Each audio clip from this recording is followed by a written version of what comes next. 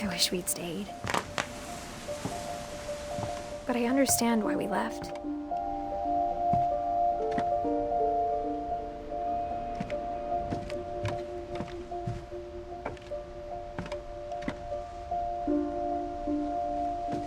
What happened that night had been coming for a long time.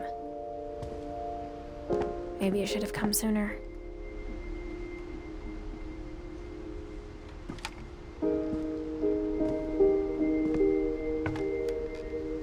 But it had to end one way or another. All that's left now is to tell you about that last night.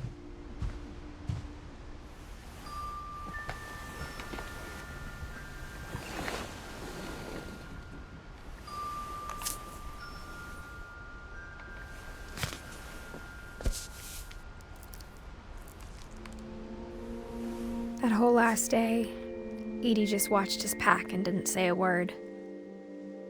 Until supper, when she raised her glass and said, "To our final night together, and all our final nights apart." Grandma, you know what I said about alcohol. Some of your medications are very Edith, specific. I left a present for you in the hallway.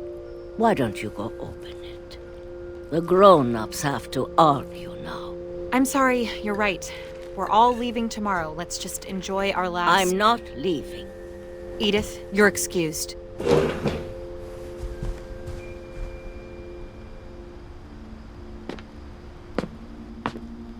The power had been shut off that morning, but Edie always had plenty of candles. When my mom sealed the library, I don't think she knew about the other entrance, or that Edie had a key to it.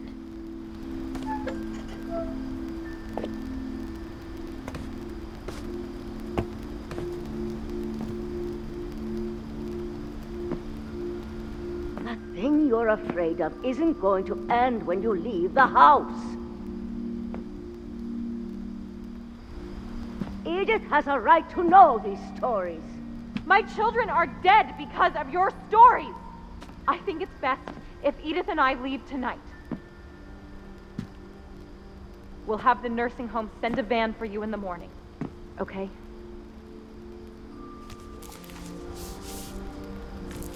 Dear Edith, there's so many stories I wish I could tell you, but there's only time for one.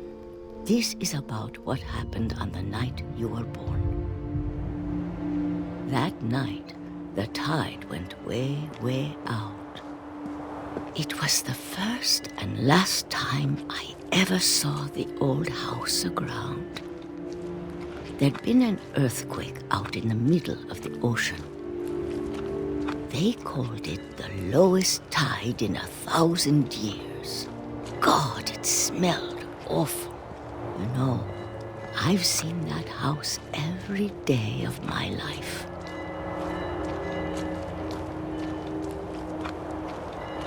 But I never thought I'd go back to it. When the fog rolled in, I lost my way.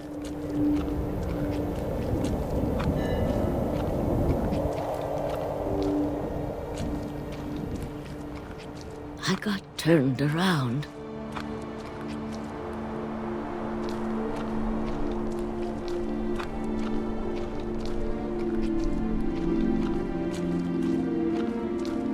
For a while, I wandered.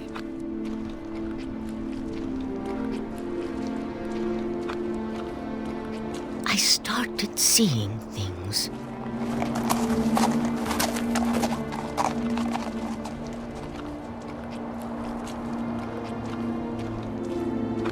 Things I'd forgotten had ever existed.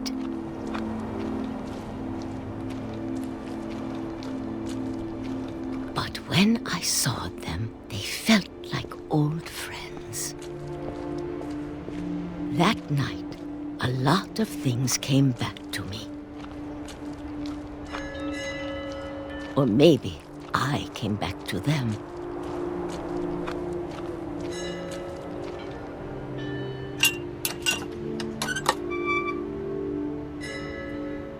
Things I can't explain, but that I need you to try and... Edith, what are you doing in here? It's mine! Edith!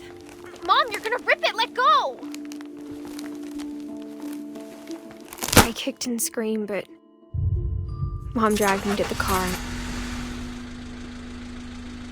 I never saw Great-Grandma Edie again.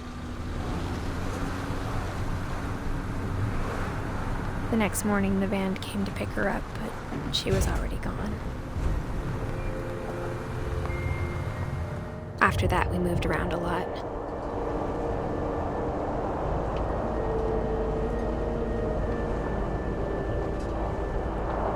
We both tried to make the best of it.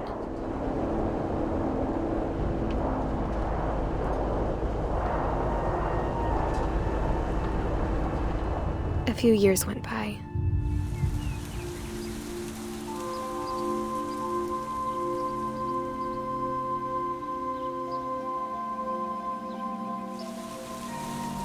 My mom didn't like to talk about it, but she started getting sick a lot. The rest happened pretty quickly. She got better for a while, and then she didn't. And then I was alone. The last Finch left alive.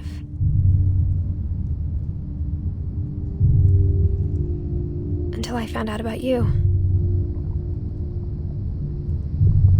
I'm still not sure what to tell you about all this. If we lived forever, maybe we'd have time to understand things. But as it is, I think the best we can do is try to open our eyes. And appreciate how strange and brief all of this is.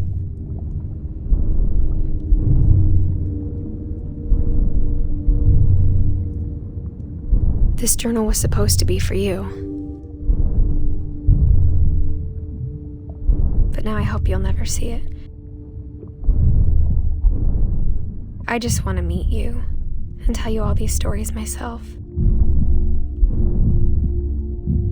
But I guess if you're reading this now, things didn't work out that way.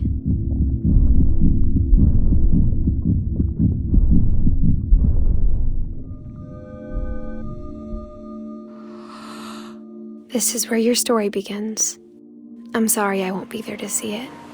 It's a lot to ask, but I don't want you to be sad that I'm gone. I want you to be amazed that any of us ever had a chance to be here at all. Good luck.